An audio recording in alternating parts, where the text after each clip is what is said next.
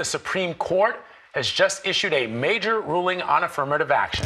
A major blow to affirmative action in higher education. Landmark Supreme Court ruling striking down affirmative action as we know it in college admissions. For decades, Asian Americans suspected they weren't being treated fairly by the elite colleges of this country. They knew very clearly that they were doing a lot better than most other kids, and yet they were not getting in at the rates that you would think.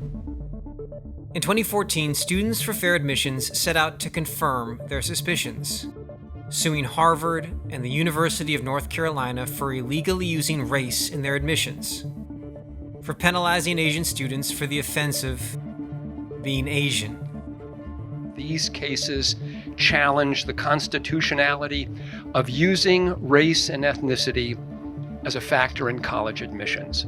The lawsuit made it all the way to the Supreme Court, where the suspicions of Asian Americans were, in fact, confirmed. Asians needed higher scores to get in on average than other groups. Asians tended to get lower personal ratings from Harvard admissions officials than members of other groups. Asian student applicants get the lowest personal scores of any other group. There has to be something wrong with this personal score. It doesn't make a statistical difference in admissions outcome, Then why do you as do both it? courts found. Why do you do it? It doesn't matter. Why do you do it? In 2023, the Supreme Court decided in favor of SFFA, ruling that considering race in college admissions is unconstitutional. In the words of Chief Justice John Roberts, eliminating racial discrimination means eliminating all of it. The Supreme Court said you can't do that anymore at all. You cannot consider race. The decision reverberated throughout higher education. Many of the nation's premier schools promptly banned racial preferences, but many others have resisted. In 2024, Students for Fair Admissions successfully sued the United States Air Force Academy, and it agreed to permanently end the use of race in all aspects of admissions. But I think it's the tip of the iceberg. Schools don't anymore openly say that they have racial preferences because obviously they know that under Harvard versus SFFA, they can be challenged. They are trying to reverse engineer it using neutral-seeming proxies, whether that be zip code, socioeconomic status, what have become known as adversity statements, clearly fishing for race-related answers that they can then use to balance the class. We've seen violations at UCLA Medical School.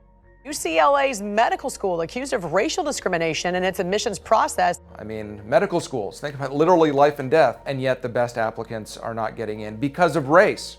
The standards have been lowered so much that it is now having a tangible, real-world effect on the medical school. Now, we've expanded the fight against race discrimination into the corporate world with our sister organization, the American Alliance for Equal Rights. Since 2023, the Alliance has filed over 25 lawsuits challenging the use of race by corporations, law firms, cultural institutions, and government agencies. In corporate America, we have the same thing happening. This enormous infrastructure of racial balancing.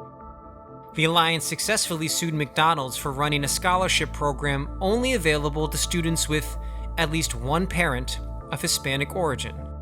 Within 2 weeks, McDonald's settled and agreed to open up the program to applicants of all races. We are not lumped into some class. We are individuals with our own talents, and that's what you have to measure, not a person's external appearance.